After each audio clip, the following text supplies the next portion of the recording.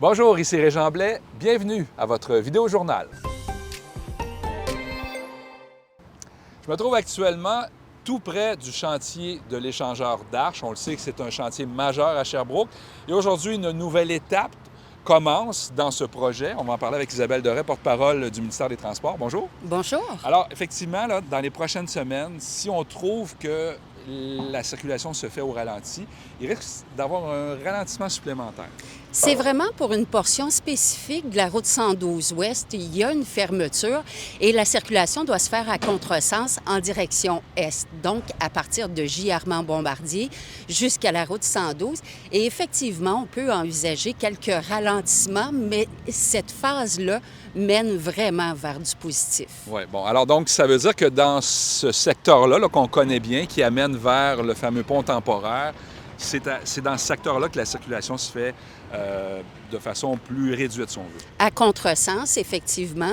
Ce qui était important pour le ministère, c'était vraiment de préserver cet axe routier, donc le pont temporaire qui est toujours accessible aux usagers de la route. Mais effectivement, aux heures de pointe, on doit s'attendre à ce qu'il y ait des ralentissements. Ouais. Parce que de l'autre côté, on voit la machinerie, là, peut-être avec la caméra.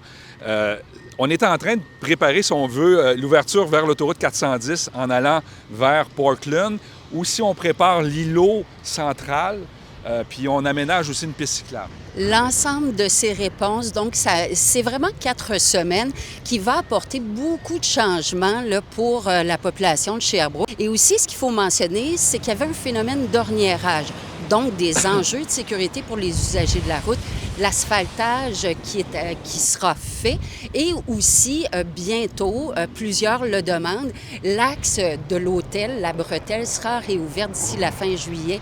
Donc vraiment, on sent que ça avance, les échéanciers qui sont respectés, mais également le budget qui est respecté. Bien voilà, de bonnes nouvelles. Merci Isabelle Doré. Plaisir.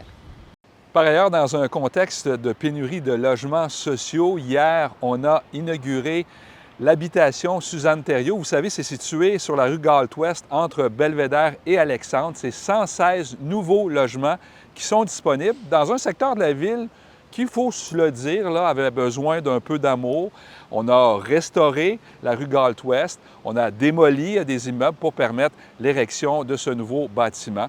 Et franchement, ça fait du bien au secteur.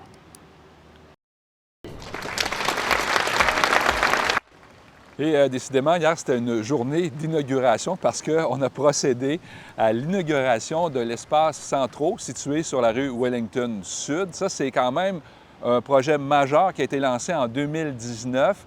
2 immeubles de 10 et 6 étages où on trouve des commerces, des bureaux et évidemment des logements.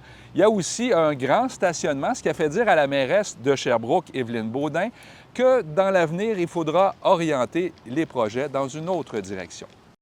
Il y a eu une grosse place qui a été occupée par le stationnement dans ce projet-là. Maintenant, on veut développer des projets qui sont davantage tournés vers la mobilité durable, vers du transport collectif, vers l'inclusion, vers du logement social.